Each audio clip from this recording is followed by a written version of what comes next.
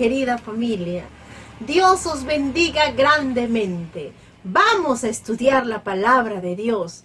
Ella sea quien nos inspire y nos dé poder para continuar en la lucha. Nos ayude a tener ese discernimiento espiritual y conducirnos en los caminos que conviene a la salvación de nuestras almas. Que podamos escuchar con tiempo las amonestaciones y que volvamos de nuestros malos caminos. Dios es propicio en todo tiempo y siempre habrá misericordia, pero también nos libre del castigo al corazón rebelde que no permite la corrección a tiempo. Gracias a todos por su bendita sintonía. Somos el equipo evangelístico Misión Elías, misioneros laicos involucrados en el servicio del Señor. A través de los tiempos nos hemos dado cuenta que servir a Dios ha sido el bálsamo eficaz para nuestras almas, ese tónico que da sentido a este ministerio. Sirvamos, queridos, anunciemos la pronta venida del Señor, amonestemos en el tiempo preciso. Nada detenga esta bendita obra ya empezada en el camino hacia la patria celestial. Vamos a estudiar la lección número 3, sábado 16 de enero del año 2021. La cautividad de Judá.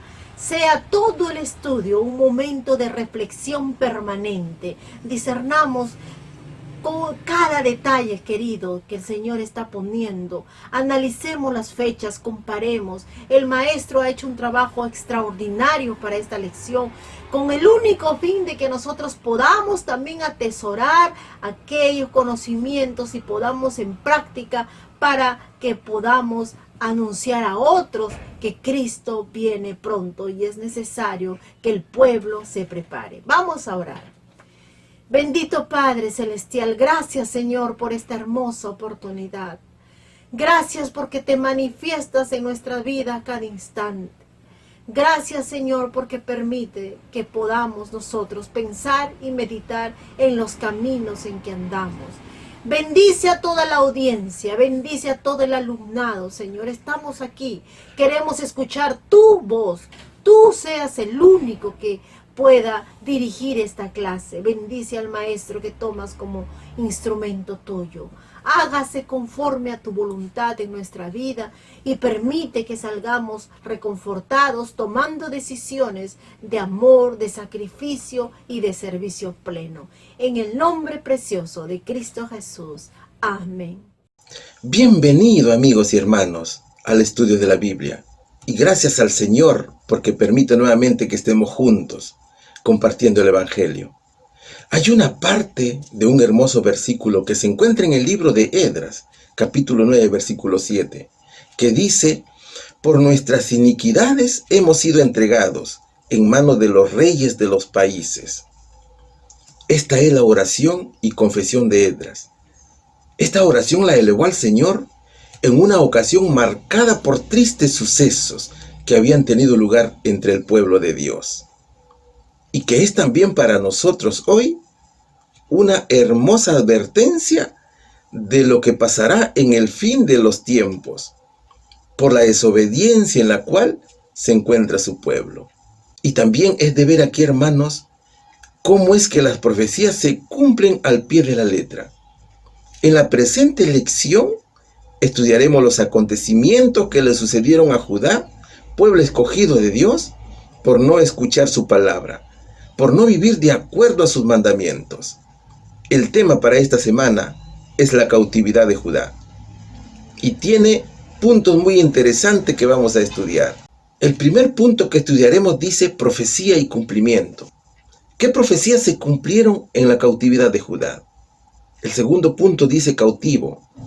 ¿Quiénes fueron llevados cautivos a Babilonia? El punto 3 dice desobediencia, ceguera y sus consecuencias. ¿En qué desobedeció Judá a Dios y cuál fue la ceguera que sufrió? Y el punto 4, consecuencias de jugar con el pecado. ¿Qué consecuencias trae la desobediencia a nuestro Señor Jesucristo? La pregunta 1 tiene como subtítulo profecía y cumplimiento. ¿Quién profetizó que los babilonios tomarían cautivo al pueblo de Judá? ¿Qué nos dice la palabra de Dios? En Jeremías capítulo 25, versículos del 8 al 11. Por tanto, así ha dicho Jehová de los ejércitos: por cuanto no habéis oído mi palabra, he aquí enviaré y tomaré a todas las tribus del norte, dice Jehová, y a Nabucodonosor, rey de Babilonia, mi siervo, y los traeré contra esta tierra y contra sus moradores, y contra todas estas naciones en derredor, y los destruiré, y los pondré por escarnio y por burla en desolación perpetua. Y haré que desaparezca de entre ellos la voz de gozo y la voz de alegría, la voz de desposado y la voz de desposada, ruido de molino y luz de lámpara. Toda esta tierra será puesta en ruinas y en espanto, y servirán estas naciones al rey de Babilonia 70 años. Hermanos, el pueblo de Israel fue el pueblo escogido por Dios para llevar la luz al mundo, es decir, la palabra de Dios. Pero debido a su desobediencia y a pesar de las constantes advertencias de parte de nuestro Señor, no caminó de manera recta ante los ojos de Dios y fue sometida a duros castigos. Ahora, dentro de esta nación también hubo un pequeño remanente que se mantenía firme en fe y estricta obediencia a los mandatos divinos de Jehová. Y de ese remanente Dios escogió a sus siervos para llevar mensajes de advertencia al pueblo. Y Jeremías fue uno de ellos. La palabra de Dios dice que existieron muchos reyes de duro corazón, que prefirieron la idolatría antes que vivir plenamente con Dios. Recuerda que el profeta Isaías ya había profetizado al rey Ezequías, que su pueblo sería llevado cautivo a Babilonia. Así lo dice Isaías capítulo 39, versículo 7. Ahora, el profeta Jeremías iba a profetizar los 70 años de cautiverio del pueblo judío. Por tanto, así ha dicho Jehová de los ejércitos, dijo. Es tan importante escuchar aquí cuando el Señor de los ejércitos celestiales nos envía mensajes, porque son advertencias para nosotros. Y pon atención a lo que sigue diciendo el profeta. Por cuanto no habéis oído mis palabras, dice. Es decir, que el Señor toma a los desobedientes como rebeldes retadores a sus mandatos. El pueblo de Israel estaba sumergido en la idolatría y el paganismo, en burla a la voluntad santa de nuestro Señor Jesucristo. Y es de preguntarse aquí, mis hermanos, en estos últimos tiempos, ¿está sucediendo lo mismo? Vivimos en un mundo lleno de injusticias y de pecado. Es decir, que el panorama es casi similar. Lo que pasaba era que el profeta Jeremías, desde el reinado del rey Josías, un rey que hizo lo bueno delante de los ojos de Jehová, venía advirtiendo al pueblo de los castigos del Señor por su rebeldía. Así está escrito en Jeremías capítulo 25, versículos 2 y 3. Dios quería salvar a su pueblo del horror del castigo, pero sus mensajes fueron despreciados. Hoy sucede lo mismo. Hoy le pregonamos al mundo de los juicios que traerá el Señor a los desobedientes, pero no escuchan. Entonces, el Señor envió a su siervo Nabucodonosor, rey de Babilonia, como conquistador para completar este trabajo de juicio. Dios levantó a este rey Nabucodonosor no solo para conquistar a Judá, sino también todas las naciones que estaban a su alrededor. Es decir, que Nabucodonosor fue el instrumento escogido por Dios para llevar a cabo su juicio. Claro que luego también Babilonia pagaría por esto. Y los destruiré, dijo el Señor, y los pondré por escarnio y por burla en desolación perpetua. Así dijo nuestro Señor Jesucristo. Y todo queda en silencio. Hasta la alegría, la voz, hasta la luz de lámparas se apagarán en la nación. Hermanos, Jeremías estaba narrando esta profecía de una manera muy didáctica. El profeta hace un esquema extraordinario de los hechos que estaban por acontecer.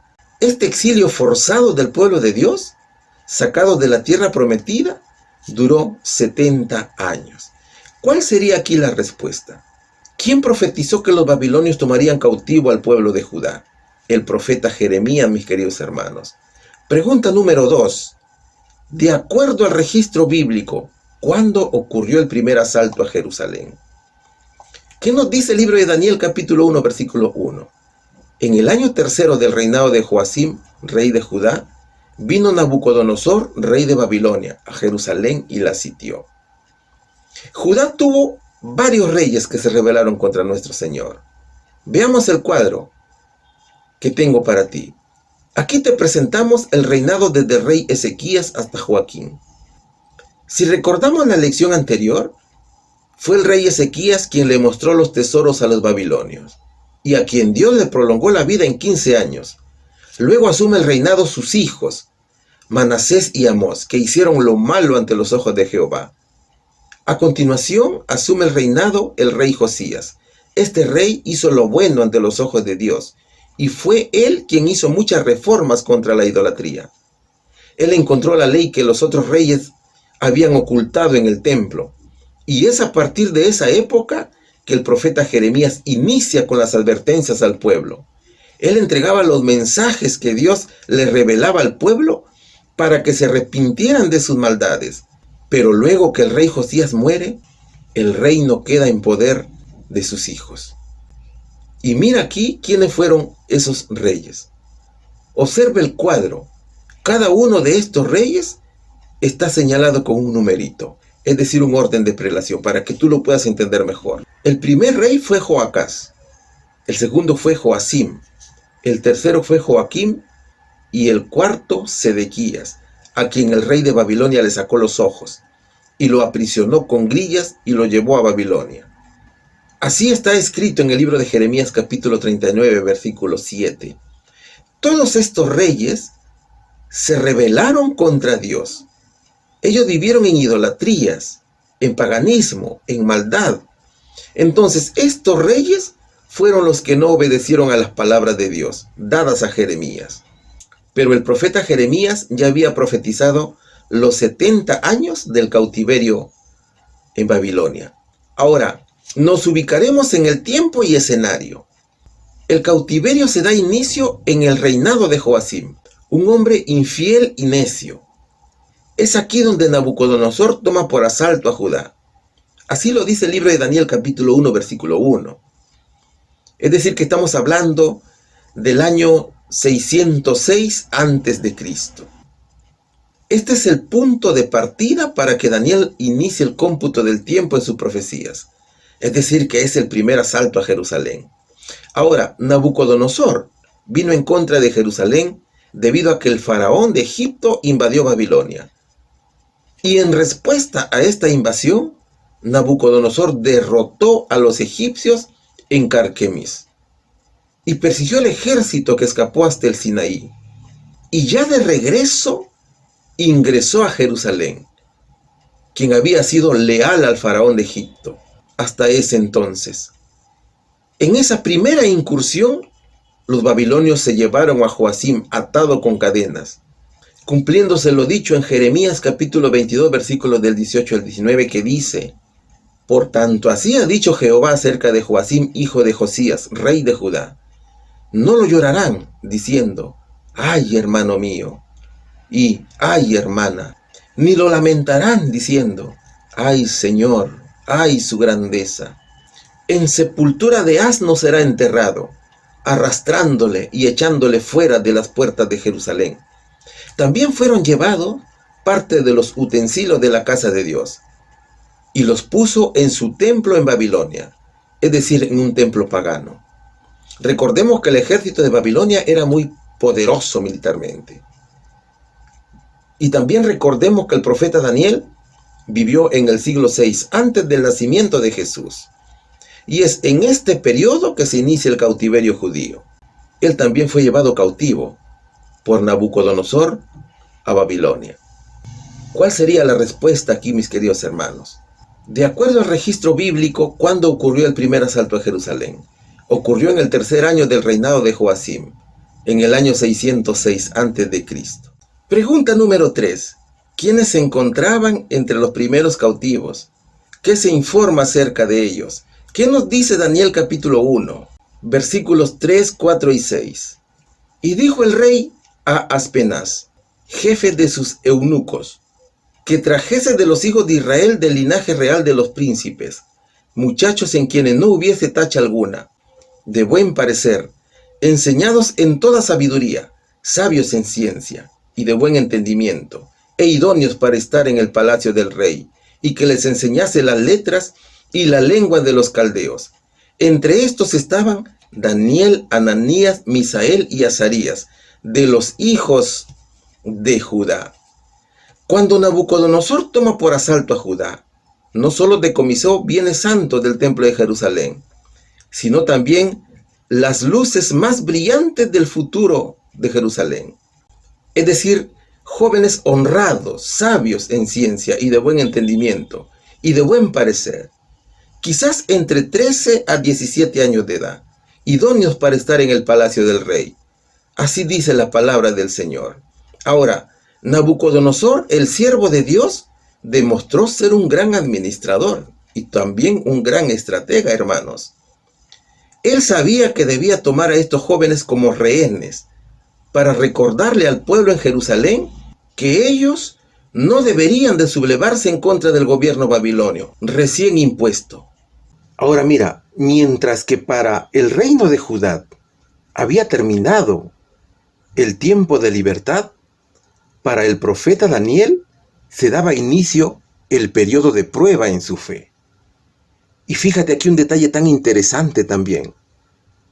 En la lección anterior que estudiábamos el caso de Ezequías, este rey había perdido la oportunidad para predicar la palabra de Dios, mientras que el profeta Daniel aprovechó esa oportunidad. Hermanos, tenemos que hacer de cada dificultad una oportunidad para que podamos agradar a Dios.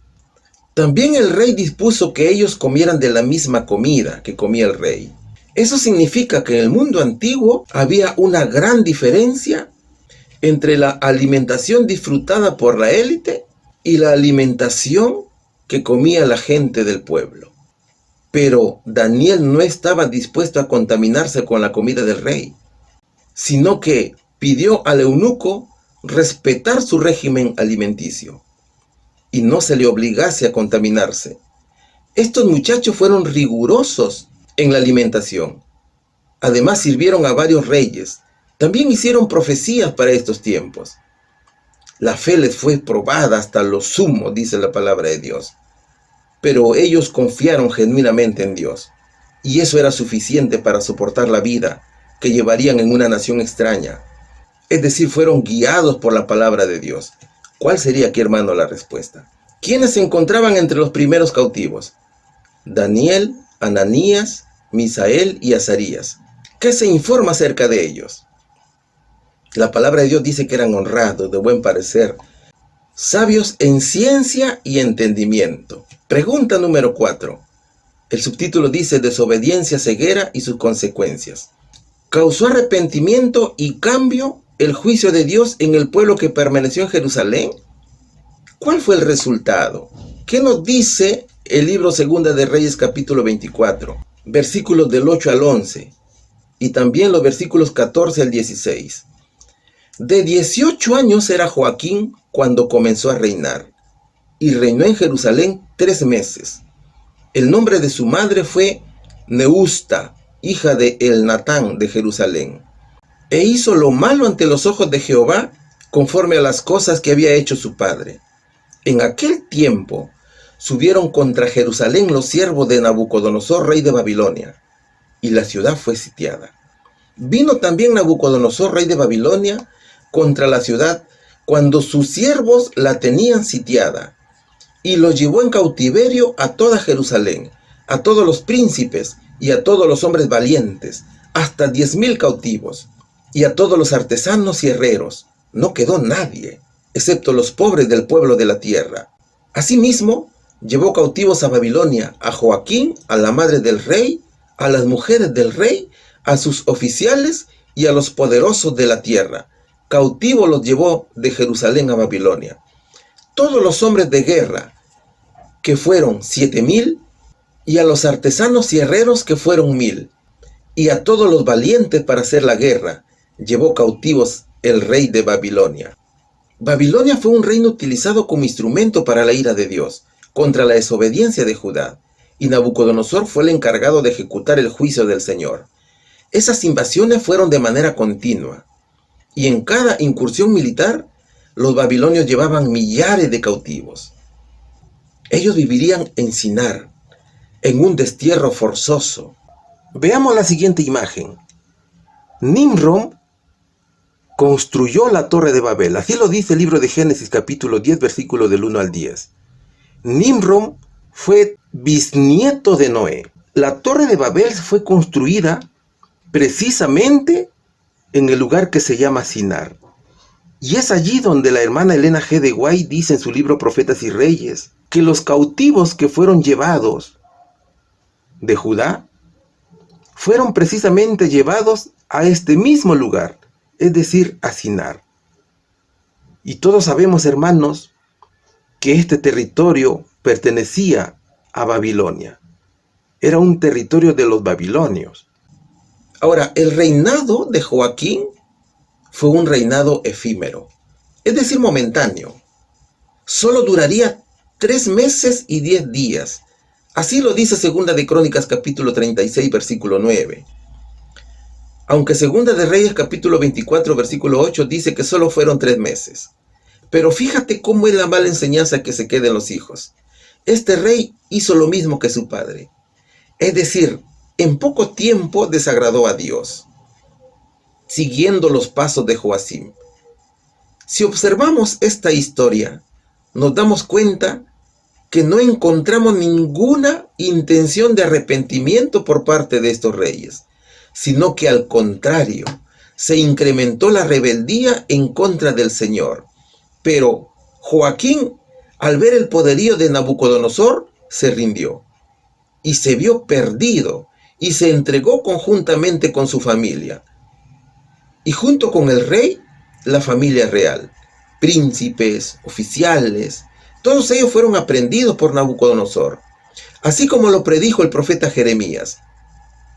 Y así como lo dijo, así sucedió. Así está escrito en Jeremías capítulo 22, versículos del 24 al 26 y también el 30. Vivo yo, dice Jehová, que si Conías o Joaquín, hijo de Joacim, rey de Judá, fuera anillo en mi mano derecha, aún de allí te arrancaría.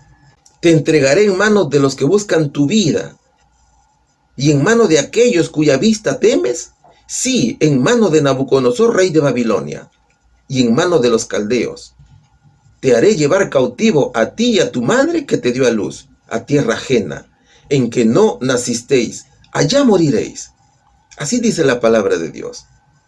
Escribid lo que sucederá a este hombre privado de descendencia, hombre a quien nada próspero sucederá en todos los días de su vida, porque ninguno de su descendencia logrará sentarse sobre el trono de David, ni reinar sobre Judá.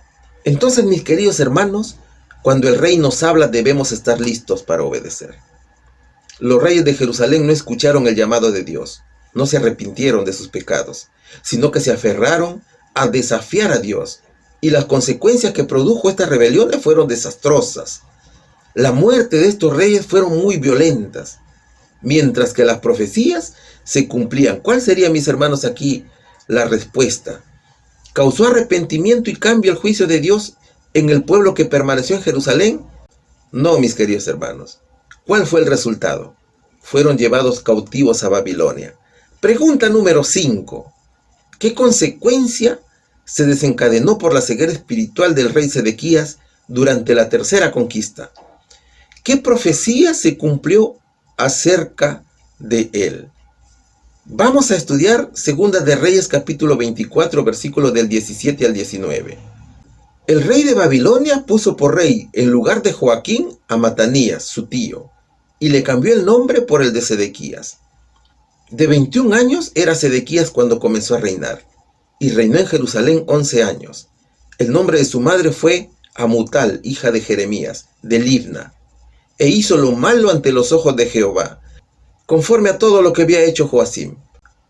Y Segunda de Reyes capítulo 25 versículos 1, 2, 6 y 7, que dice: Aconteció a los 9 años de su reinado, en el mes 10º, a los 10 días del mes, que Nabucodonosor, rey de Babilonia, vino con todo su ejército contra Jerusalén, y la sitió, y levantó torres contra ella alrededor. Y estuvo la ciudad sitiada hasta el año 11 del rey Sedequías. Preso pues el rey, le trajeron al rey de Babilonia en Ribla, y pronunciaron contra él sentencia. Degollaron a los hijos de Sedequías en presencia suya, y a Sedequías le sacaron los ojos, y atado con cadenas lo llevaron a Babilonia. Ezequiel capítulo 12, versículo 13 y 14, que dice: Mas yo extenderé mi red sobre él, y caerá preso en mi trampa, y haré llevarlo a Babilonia, a tierra de caldeos, pero no la verá, y allá morirá. Y a todos los que estuvieron alrededor de él para ayudarle, y a todas sus tropas esparciré, a todos los vientos, y desvainaré espada en pos de ellos. A ver, Nabucodonosor puso como rey a alguien que no le causara problemas, y puso a Matanías, hermano de Joacim. Pero el rey babilonio le cambió el nombre y le puso Sedequías. Ahora, este hombre conocía las profecías de Jeremías que se estaban cumpliendo, pero al igual que su hermano Joacim y también de su sobrino Joaquín, no obedeció la voz de Dios. Hizo lo malo delante de los ojos del Señor. Entonces, cada uno de estos 3 reyes se iban a rebelar contra el rey de Babilonia, y cada uno de ellos iba a ser exterminado por el rey Nabucodonosor. Los castigos decretados por Jehová en contra de Judá cada vez serían más severos. Y eso tenía que continuar hasta reducir a ruinas a esta nación rebelde. Es en este periodo que el templo construido por Salomón iba a ser destruido. Sedequías no quiso volverse a Dios. Rechazó los consejos del profeta Jeremías. Así lo dice Segunda de Crónicas capítulo 36 versículos 12 y 13. Ni mucho menos se humilló delante de Dios. Tampoco lo hizo ante Jeremías, que le hablaba de parte de Jehová. Y se rebeló a sí mismo contra Nabucodonosor, al cual había jurado lealtad, y endureció su cerviz, y obstinó su corazón para no volverse a Jehová, el Dios de Israel. Ahora, ¿qué hizo Nabucodonosor? Escrito está que sitió la ciudad. Nabucodonosor usó un método común de ataque en aquellos días contra las ciudades amuralladas. Es decir, impedir todo negocio e intercambio de entrar o salir de la ciudad, y eventualmente matar de hambre a la población, hasta que ellos se rindieran. Entonces, como nadie podía entrar ni salir, no había comercio. Nadie podía salir por alimentos. Y de hecho que hubo mucha hambre en la ciudad de Jerusalén. La ciudad estaba rodeada por los babilonios.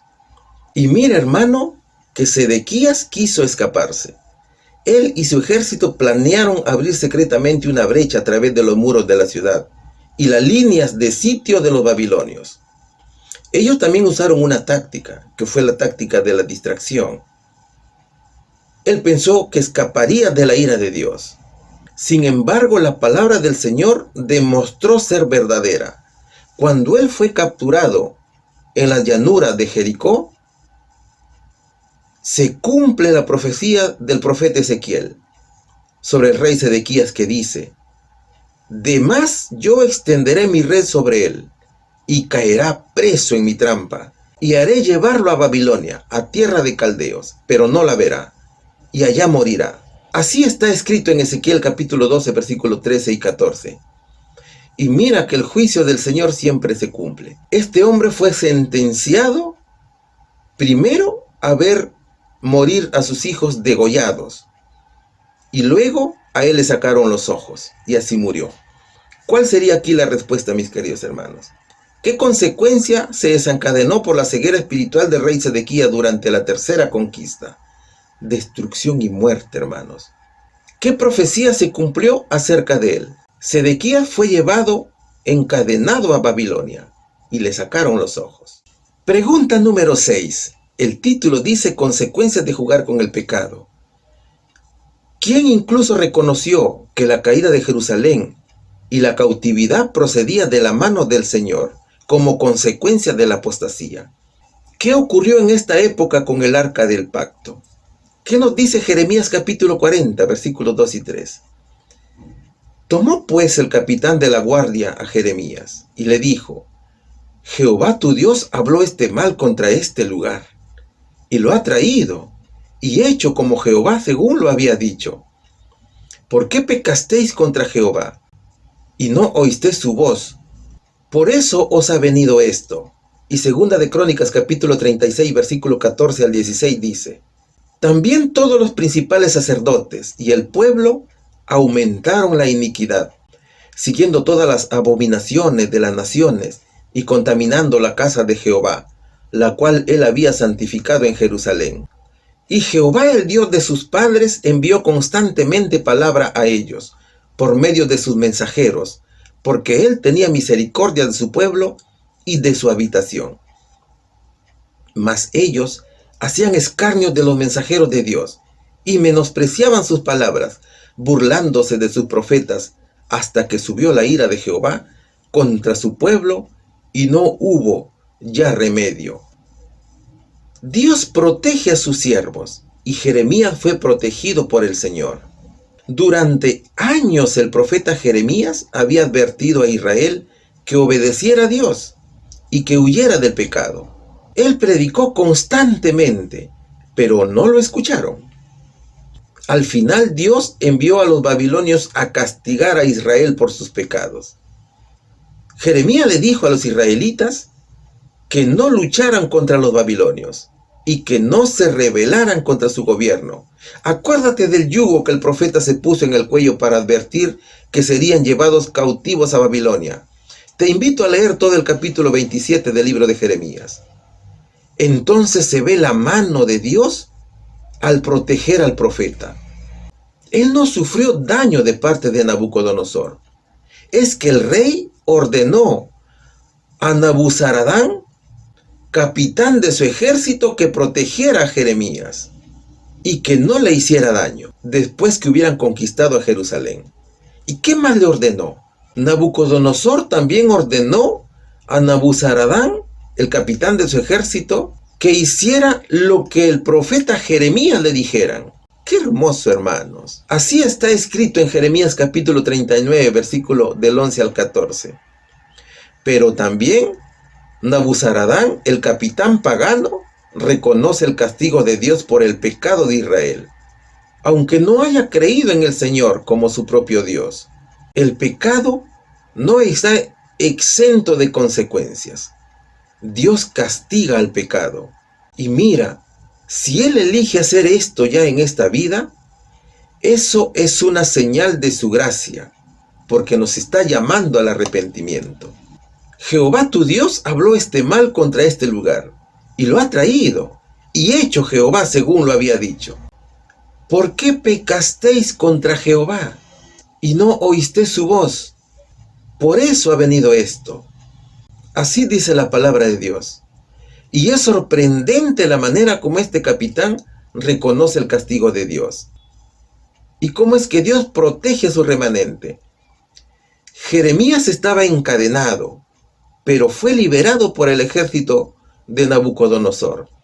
Pero lo extraordinario aquí es que Jeremías fue el único que podía elegir dónde vivir. Así está escrito en Jeremías capítulo 40, versículo 4. También en segunda de Crónicas capítulo 36, versículo 14, señala que además de los reyes, también todos los sacerdotes, los principales sacerdotes y el mismo pueblo aumentaron la iniquidad. Se burlaban de los mensajes de Dios, menospreciaban la palabra del Señor, y eso generó la ira de nuestro Padre Celestial. Pero es de preguntarse también, ¿qué pasó con el arca del pacto que contiene las tablas de la ley de Dios? Recordemos que cuando Judá fue llevado cautivo, había un remanente que se mantenía firme en las cosas del Señor. Entonces, estos hermanos fueron los encargados de esconder en una cueva el arca del pacto.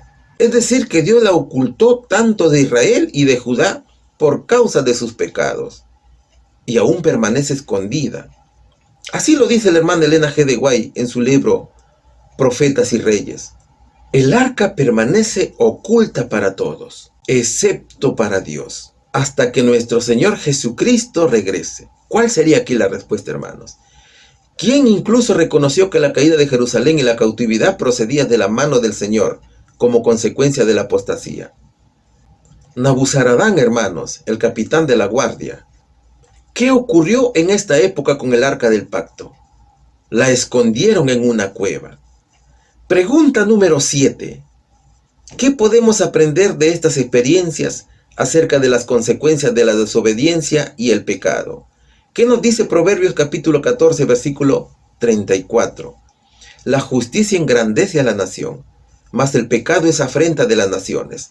Deuteronomio capítulo 28, versículo 1, 2 y 15, ¿qué dice? Acontecerá que si oyeres atentamente la voz de Jehová tu Dios, para guardar y poner por obra todos sus mandamientos que yo te prescribo hoy, también Jehová tu Dios te exaltará sobre todas las naciones de la tierra, y vendrán sobre ti todas estas bendiciones, y te alcanzarán si oyeres la voz de Jehová tu Dios. Pero acontecerá si no oyeres la voz de Jehová tu Dios, para procurar cumplir todos sus mandamientos y sus estatutos que yo te intimo hoy, que vendrán sobre ti todas estas maldiciones y te alcanzarán. La justicia es seguir la voluntad de Dios, el camino del Señor. Y cuando las naciones practican la justicia de Dios, se ven engrandecidas y bendecidas por Él. Y también engrandecerá a una persona, a una familia, a un vecindario o a una ciudad. Ahora mira, Dios aborrece al pecado. De Dios nadie se burla. Hermano, la consecuencia del pecado es la muerte. Pero Dios quiere lo mejor para nosotros. Es decir, que el pecado es desorganizador de vidas, pero la justicia de Dios organiza nuestras vidas. Y en estos tiempos, el ser humano prefiere la justicia humana. Hoy se busca la paz y la justicia construida por hombres, que en lugar de ser justicia se convierte en injusticia y en maldad también. De allí la lucha por el poder mundial. Tú observas que cada vez es más incontenible la carrera armamentista y también la maldad. Y esto hace que las personas desconfíen unas de otras. Es que el diablo trabaja intensamente para que el hombre se pelee entre sí en la lucha por la supremacía, permitiendo el aumento de su poderío con el pretexto de defenderse de otras naciones. Mira, hoy los pueblos son incrédulos al enaltecimiento de la justicia de Dios, pero la historia es fiel testigo de ello. La historia nos muestra cómo es que Dios muestra su ira cuando las naciones no se engrandecen en su justicia. Sin duda que la situación actual del mundo está lejos de engrandecerse de la justicia de Dios. Al contrario, hermanos, el mundo confirma la frase que concluye este proverbio. El pecado es afrenta, deshonra de las naciones. Seamos obedientes a lo que dijo el Señor Jesús en Mateo capítulo 6, versículo 33. Buscad primeramente el reino de Dios y su justicia. Como pueblo de Dios, aprendamos de estas experiencias. Fijemos nuestros ojos en estos pueblos que se rebelaron contra Dios y veamos las consecuencias que trajeron para nosotros no cometer estos pecados. Escuchemos la voz del Señor. Pongamos por obra y obedezcamos todos sus mandamientos, todos sus estatutos. No dejemos ninguno de lado. Trabajemos duramente para cambiar el carácter. Recuerda que el pecado es un gran desorganizador de nuestras vidas, sea cual sea el lugar donde estés. Siempre existirán desacuerdos, envidias, celos. Es que Satanás está trabajando. Entonces, hermanos, tengamos como meta odiar al pecado. Esa es la única manera de representar al Señor Jesucristo en la tierra. ¿Cuál sería la respuesta aquí? ¿Qué podemos aprender de estas experiencias acerca de las consecuencias de la desobediencia y el pecado? De Dios nadie se burla, hermanos. Dios aborrece el pecado. El pecado es muerte. El pecado desvía el corazón del hombre. Por lo tanto, debemos andar en la justicia de Dios. Hermanos, ¿cómo resumimos la lección? Dios ha dado sus leyes para que se cumplan. Él no está dispuesto a tolerar la desobediencia al extremo de su palabra. El Señor envió a sus profetas para salvar a su pueblo del pecado en la cual se sumergía, pero que encontró tenaz resistencia, no solo en los reyes, sino también en los sacerdotes y el pueblo. Judá vivía en idolatría, vivía como una nación pagana. Ellos pensaron que porque Dios los había elegido como su pueblo, el Señor toleraría sus pecados. Pero Dios, en su infinita misericordia, les dio la oportunidad de arrepentirse y volverse a sus caminos correctos. Dios quiso que sus hijos vivan en fidelidad hacia Él. Pero fue tanta la maldad del pueblo que a pesar de que los profetas les instaban a salir del camino del mal, ellos más se sumergían en la ceguera espiritual. Hasta se burlaban de los mensajes de Dios. Ellos estaban jugando con el pecado. Y las consecuencias de esos pecados fue la cautividad de 70 años de esclavitud. Dios tomó como instrumento a Nabucodonosor. Él fue el encargado de invadir Judá y llevarlo cautivo. Y todo lo que el rey hizo fue profetizado por los siervos de Dios. Ya Isaías había dicho al rey Ezequías que serían llevados como eunucos a Babilonia. También Jeremías profetizaba a cada rey que era puesto en Jerusalén. Pero como vimos en el estudio, ni Joacim, ni Joaquín, ni mucho menos Sedequías se arrepintieron de sus males, y conforme pasaba el tiempo, las incursiones eran más feroces, hasta que el pueblo quedó totalmente destruido. Ni el templo de Salomón se salvó. Solo el arca del pacto fue escondida por siervos justos, que la escondieron en una cueva, y que nadie sabe dónde está. Solo el Señor conoce su ubicación actual, y será Él mismo que nuevamente la muestre cuando Él venga. Hermanos, fijémonos en estos hechos para que nosotros no incurramos en ellos. Recuerda que la justicia engrandece a las naciones, mas el pecado es afrenta a los países. Sigamos adelante, cambiemos el carácter, aborrezcamos al pecado para ser dignos representantes vivientes del Señor Jesucristo. Hermanos míos, Dios los sigue llamando para que ustedes vengan a su pueblo, se arrepientan y caminen en el camino correcto del Señor. Que Dios nos ayude en el nombre poderoso de Cristo Jesús. Amén. Queridos, gracias por haber llegado hasta aquí. Pedimos encarecidamente sus oraciones por los proyectos que tenemos en este año 2021. Hay un proyecto que ya lo venimos realizando más o menos hace 1 año y medio y ya está sólido. Es un proyecto que tiene que ver con la medicina natural, con la restauración de la salud de las personas como medio para la predicación de la palabra de Dios.